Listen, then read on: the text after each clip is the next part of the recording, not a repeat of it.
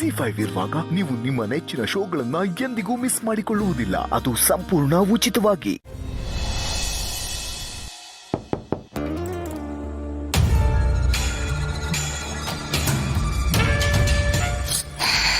ಹೇಳಿ ಅತ್ತೆ, ಈಗೇನು ಅಂತ? ಭೂಮಿಕಾ, ನಾನಿವಾಗ ಏನೇ ಹೇಳಿದ್ರು ನಿನಗೆ ತಪ್ಪಾಗೆ ಕಾಣಿಸುತ್ತೆ. ನಿನಗೆ ಬರೀ ನನ್ನ ಕೋಪ ಕಾಣಿಸುತ್ತೆ. ಆದರೆ ಆ ಕೋಪದಿಂದ ಇರೋ ಕಾರಣ ಕಾಳಜಿ ಅನ್ನೋದು ನಿನಗೆ ಯಾಕೆ ಅರ್ಥ ಆಗ್ತಾ ಇಲ್ಲ? ನಿನ್ನ ದೃಷ್ಟಿಯಲ್ಲಿ ನಾನು ಏನೇ ಆಗಿರ್ಬೋದು, ಆದರೆ ನಾನೊಬ್ಬಳು ತಾಯಿ ಅನ್ನೋದನ್ನ ಮರಿಬೇಡ.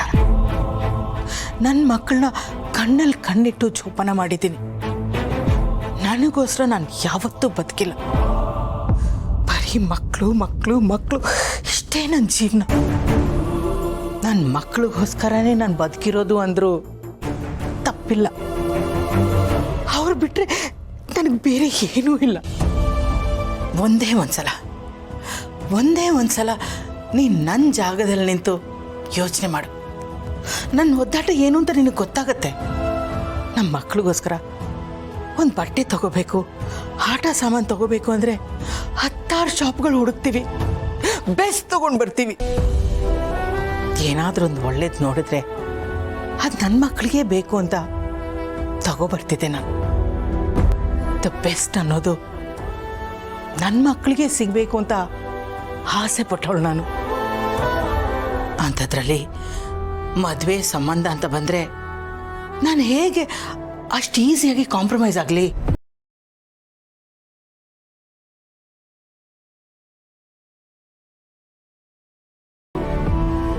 ಅವನನ್ನ ಕೈ ಹಿಡಿಯೋಳು ಬೆಸ್ಟ್ ಚಾಯ್ಸ್ ಆಗಿರ್ಬೇಕು ಅಂತ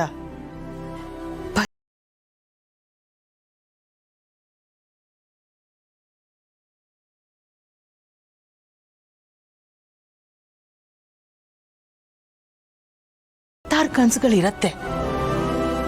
ಹೆತ್ತವರಾಗಿ ಕನಸು ಕಾಣೋದು ತಪ್ಪ ಭೂಮಿಕಾ? ನಮ್ಮ ಮಕ್ಕಳಿಗೆ ಇಷ್ಟು ವರ್ಷ ನಮಗೇನೇ ಕಷ್ಟ ಇದ್ರು ಅದನ್ನು ತೋರಿಸ್ಕೊಳ್ದೆ ಸುಖವಾಗಿ ಬೆಳೆಸಿರ್ತೀವಿ. ಅವ್ರಿಗೆ ಟೈಮ್ ಟು ಟೈಮ್ ಏನೆಲ್ಲ ಬೇಕು ಅದನ್ನೆಲ್ಲ ಮಾಡಿರ್ತೀವಿ. ಅದಕ್ಕೆಲ್ಲ ಬೆಲೆನೇ ಇಲ್ವಾ? ನಿನಗೆ ಎಲ್ಲ ವಿಷಯ ಗೊತ್ತು. ಮಹಿಮಾ ವಿಷಯದಲ್ಲೂ ಹೀಗೆ ಆಯ್ತು. ಅವಳು ಇಷ್ಟಪಟ್ಟಾಗೆ ಮದುವೆ ಮಾಡಬೇಕಾಯ್ತು. ಜೀವ ಒಳ್ಳೆ ಹುಡುಗ, ಅದ್ರ ಬಗ್ಗೆ 2 ಮಾತಿಲ್ಲ. ಆದ್ರೆ ಮಹಿಮಾ ಹೇಗ್ ಬದುಕಬೇಕು ಅಂತ ಅನ್ಕೊಂಡಿದ್ನೋ ಅವಳ ರೀತಿ ಬದುಕ್ತಾ ಇಲ್ಲ. ಅವಳು ಮಿಡಲ್ ಕ್ಲಾಸ್ ಲೈಫ್ ಲೀಡ್ ಮಾಡೋ ಥರ ಆಯ್ತಲ್ಲ ಅನ್ನೋ ನೋವು ನನಗೀಗಲೂ ಇದೆ. ಪ್ರೀತಿನೇ ಬೇರೆ, ಜೀವನನೇ ಬೇರೆ. ಇದೆಲ್ಲ ಈ ಮಕ್ಕಳಿಗೆ ಯಾಕೆ ಅರ್ಥ ಆಗ್ತಾ ಇಲ್ಲ? ಪ್ರೀತಿಯಲ್ಲಿ ಬಿದ್ದಿದ್ದಾರೆ, ಈಗೆಲ್ಲ ಚೆನ್ನಾಗಿ ಕಾಣಿಸುತ್ತೆ. ಆದ್ರೆ ಮುಂದೆ ಹೊಂದಾಣಿಕೆ ಅಷ್ಟು ಸುಲಭ ಅಲ್ಲ. ಇನ್ನು ಜಯದೇವ್ ವಿಷಯಕ್ಕೆ ಬಂದ್ರೆ ಅವನ ಲೈಫು ಹಾಗೆ ಆಯ್ತು. ಆಗ ಮಲ್ಲಿ ಪರ ವಹಿಸ್ಕೊಂಡು ನೀನು ನನ್ನ ವಿರುದ್ಧವಾಗಿ ನಿಂತ್ಕೊಂಡೆ. ಆಗ್ಲೂ ನಾನು ಏನೂ ಮಾಡೋಕ್ಕಾಗಲಿಲ್ಲ. ಯಾಕೆಂದ್ರೆ ಜೈ ತಪ್ಪು ಕಣ್ಮುಂದೆ ಕಾಣಿಸ್ತಾ ಇತ್ತು. ಮಲ್ಲಿನೂ ಕೆಟ್ಟವಳಲ್ಲ, ಆದ್ರೆ ಅವಳನ್ನ ಮದುವೆ ಮಾಡಿಕೊಂಡು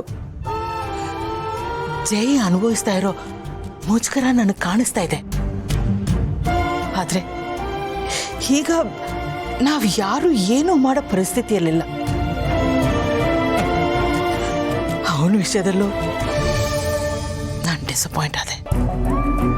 ಆವಾಗಲೂ ನಾನು ತುಂಬ ನೊಂದ್ಕೊಂಡೆ. ಈಗ ಅಶ್ವಿನಿ ಲೈಫು ನಾನು ಅನ್ಕೊಂಡಷ್ಟು ಚೆನ್ನಾಗಿಲ್ಲ ಅಂತ ನನಗೆ ಅನ್ನಿಸ್ತಾ ಇದೆ.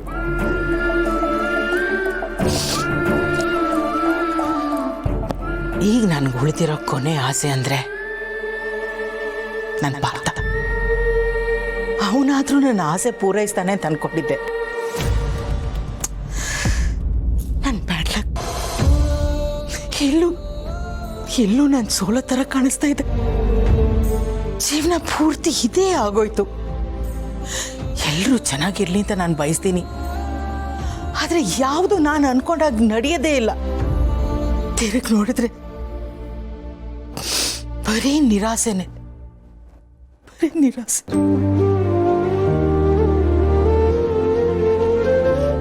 ಅತ್ತೆ ಯಾಕೆ ಎಷ್ಟು ವೀಕ್ ಆಗ್ತಿದ್ದೀರಾ ನೋಡಿ. ಈಗ ಏನೇ ಆಗಿದ್ರು ಅದು ಕೆಟ್ಟದಕ್ಕೆ ಅಂತ ನನಗೆ ಅನ್ನಿಸ್ತಿಲ್ಲ. ನಿಜ, ನೀವು ಎಕ್ಸ್ಪೆಕ್ಟ್ ಮಾಡಿರೋ ಹಾಗೆ ಏನೂ ಇಲ್ಲ. ಬಟ್ ಎಲ್ಲರೂ ಅವ್ರವ್ರ ಜೀವನದಲ್ಲಿ ಚೆನ್ನಾಗಿದ್ದಾರೆ, ಸಂತೋಷವಾಗಿದ್ದಾರೆ. ಹಾಗೆ ಪಾರ್ಥ ಮತ್ತೆ ಅಪೇಕ್ಷಾನೂ ಇರ್ತಾರತ್ತೆ. ನೀವು ಈಗ ತಾನೇ ಹೇಳಿದ್ರಿ ಮಕ್ಕಳಿಗೆ ಸಂತೋಷನೇ ನಿಮ್ಮ ಸಂತೋಷ ಅಂತ, ಅವ್ರ ಖುಷಿಗೆ ನೀವು ಬದುಕ್ತಿದ್ದೀರಾ ಅಂತ. ಹಾಗಂದ್ಮೇಲೆ ಪಾರ್ಥ ಅವ್ರ ಮನ್ಸು ನೋಯಿಸೋ ಕೆಲಸ ನಿಮ್ಮಿಂದ ಆಗ್ಬಾರ್ದಲ್ವಾ ಅತ್ತೆ?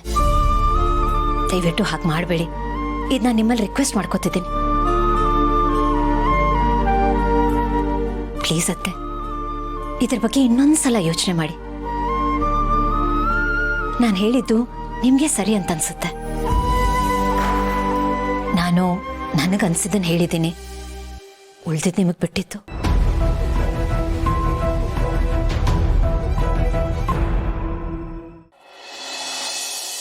ಅತ್ತೆ, ನಾನು ಹೇಳ್ತಿರೋದು ನಿಜ ಅಂತ ನಿಮಗೆ ಅನ್ನಿಸ್ತಿಲ್ವಾ ಅತ್ತೆ? ನಿಜ, ಆದ್ರೆ ನನ್ನ ಮನ್ಸು ಒಪ್ತಾ ಇಲ್ಲ. ತಾಯಿ ಮನ್ಸಿದೆಯಲ್ಲ ಭೂಮಿಕಾ, ಅದು ಯೋಚನೆ ಮಾಡೋ ರೀತಿನೇ ಬೇರೆ. ಎಷ್ಟೇ ಆದ್ರೂ ತಾಯಿ ಅಲ್ವಾ ಅವಳು. ಮಗು ಹೊಟ್ಟೆಯಲ್ಲಿ ಇರ್ಬೇಕಾದ್ರೇನೆ ಅದ್ರ ಭವಿಷ್ಯದ ಬಗ್ಗೆ ಕನ್ಸು ಕಾಣಕ್ ಶುರು ಮಾಡ್ತಾಳೆ. ಅಷ್ಟು ವರ್ಷ ಆ ಕನ್ಸಿನ ಜೊತೆ ಬದುಕಿರ್ತಾಳೆ. ಕೊನೆಗೊಂದಿನ ಆ ಕನಸು ನನ್ಸಾಗಲ್ಲ ಅಂತ ಗೊತ್ತಾದಾಗ ಅದನ್ನ ಒಪ್ಕೊಳ್ಳೋದಕ್ಕೆ ತುಂಬಾ ಕಷ್ಟ ಆಗುತ್ತೆ.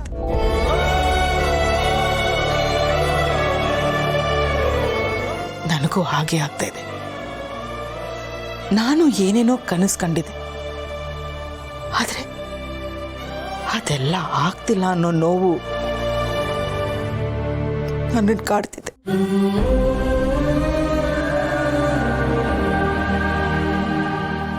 ಅತ್ತೆ, ನಿಮ್ಮ ಫೀಲಿಂಗ್ಸ್ ನನಗೆ ಅರ್ಥ ಆಗ್ತಿದೆ.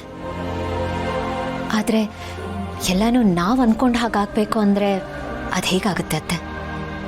ಮಕ್ಕಳಿಗೆ ತಂದೆ ಆದಂತಹ ಆಸೆ ಕನಸುಗಳೆಲ್ಲ ಇರುತ್ತಲ್ವ ಅತ್ತೆ? ನೀನು ಈ ರೀತಿ ಎಲ್ಲ ಕೇಳಿದ್ರೆ ಇದಕ್ಕೆಲ್ಲ ನನ್ನ ಹತ್ರ ಉತ್ತರ ಇಲ್ಲಮ್ಮ. ಈಗ ನಾನೇನೇ ಹೇಳಿದ್ರು ನಿನಗೆ ಅರ್ಥ ಆಗಲ್ಲ. ನಾಳೆ ನೀನು ತಾಯಿ ಆಗ್ತೀಯ ನೋಡು, ಆಗ ನಿನಗೆಲ್ಲ ಅರ್ಥ ಆಗತ್ತೆ. ತಾಯಿ ಮನ್ಸು ಹೇಗಿರುತ್ತೆ ಅಂತ ಆವಾಗ ನಿನಗೆ ಅರ್ಥ ಆಗತ್ತೆ. ZEE5 ಆಪ್ ಡೌನ್ಲೋಡ್ ಮಾಡಿ ಎಲ್ಲಾ ಸಂಚಿಕೆಗಳನ್ನು ಸಂಪೂರ್ಣ ಉಚಿತವಾಗಿ ನೋಡಿ.